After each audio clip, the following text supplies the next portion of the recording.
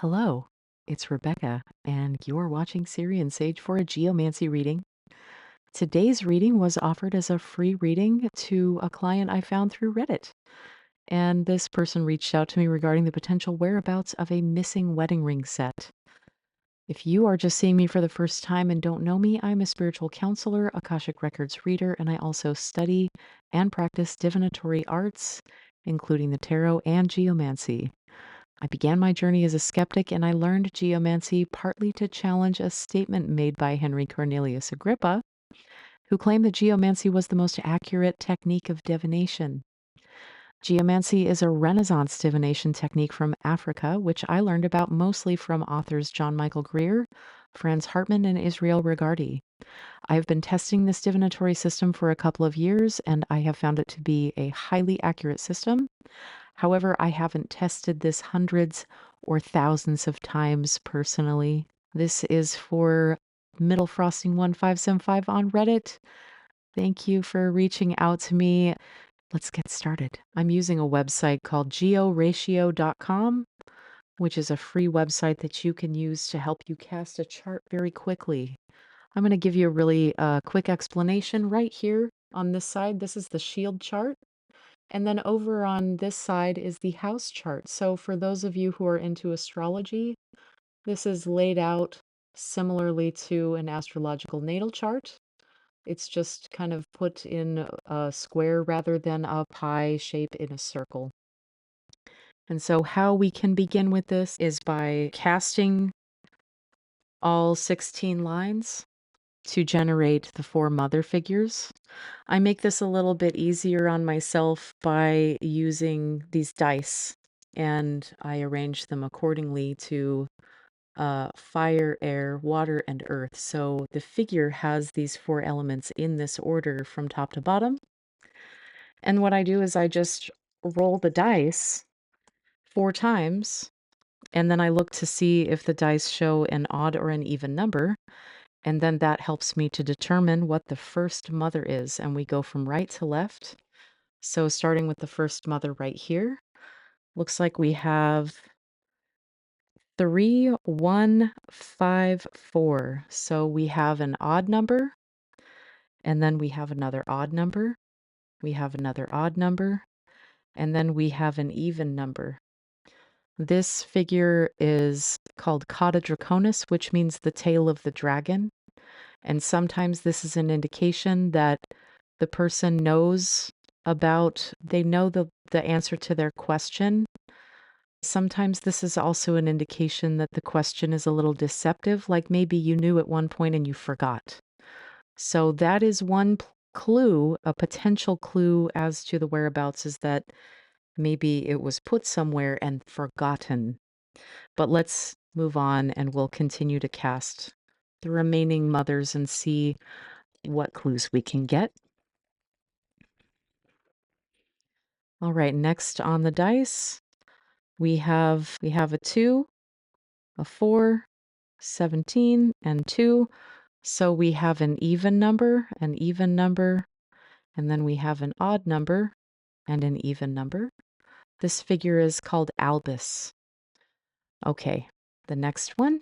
We're only going to do this another 2 times, and then it will populate the rest of the chart, and we'll be able to see the figure in the 7th house is going to tell us a clue about where the wedding ring is. This is where the quesited house would be. The 7th house is where we would find things like contracts and things like wedding rings. And that's just according to, I believe John Michael Greer had written about that in his book, The Art and Practice of Geomancy. Okay, the next figure, we have an even number, and then we have another even number, an even number, and an even number. So this is populous, where we see even, even, even, even from top to bottom. One more time. Okay, and then we have another even number, even, and then we have an odd number and an even number. Okay, so what we have in the 7th house, this is called the quesited house. And the quesited house, this is the location of what we're questioning, that is why it's called the quesited house. This is the house that the question relates to. So this figure here is called puer. Puer means boy. I'm going to look a little bit at my notes here and find some clues. What does puer tell us as for clues? Okay, so puer, as far as location goes, and I also want to note the time because this will be relevant to you if you are the one that is looking for your missing wedding ring. The time and the date right now, it is Tuesday, April 21st. It's 5:55 p.m. Pacific Standard Time. So take a note of your location at this date and time because we have Puer is also moving to the 12th house. So that gives us another clue as to directional location. Okay, so Puer, as far as missing things goes, tells us that this item might be outdoors in a park, meadow, or a wooded area, or against the outside walls of a house. Okay, and then because we are seeing Puer also in the 12th house, and that's right here, this is the 12th house where we see Puer is showing up a second time. That can give us a clue as to direction. So what puer means for direction, let me look this up. This would be east. So east of your location at the current time, and again, Tuesday, April 21st, 5:55 p.m. Pacific time.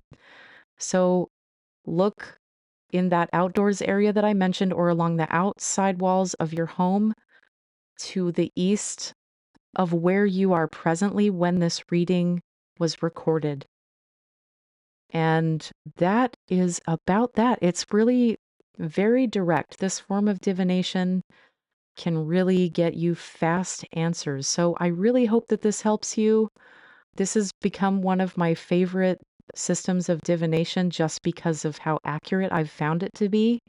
So if you do end up finding this ring because of this reading, I would really, really love to know about it so that I can add this to my list of successful readings. If you would like to book a reading with me, if you're not the person that had this question about the missing thing and you would like to have an answer about something, please check out my website because I have a whole page all about geomancy and you can learn more about geomancy divination. You can also book a private one-on-one call with me, or you can book a reading on video. I do also offer a giveaway private reading every month, which you can sign up for through my website. And I also have other freebies like downloadable zines that you can get.